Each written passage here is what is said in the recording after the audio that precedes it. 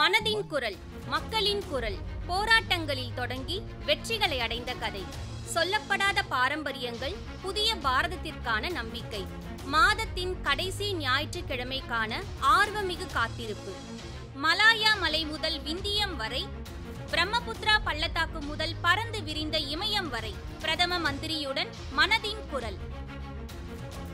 இந்த மாதம் 29ஆம் தேதி முற்பகல் 11 மணிக்கு மனதின் குரல் ஆகாஷ்வாணி மற்றும் தூர்தர்ஷனின் அனைத்து அலைவரிசைகளிலும் மற்றும் பிரசார் பாரதியின் வேவ்ஸ் OTT தளத்திலும் நேரலையில் காணலாம்.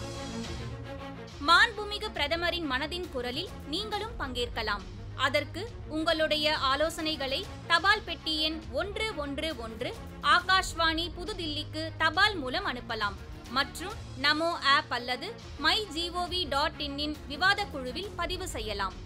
நினைவிருக்கட்டும், இந்த மாதம் 29ஆம் தேதி முற்பகல் 11 மணிக்கு மனதின் குரல்.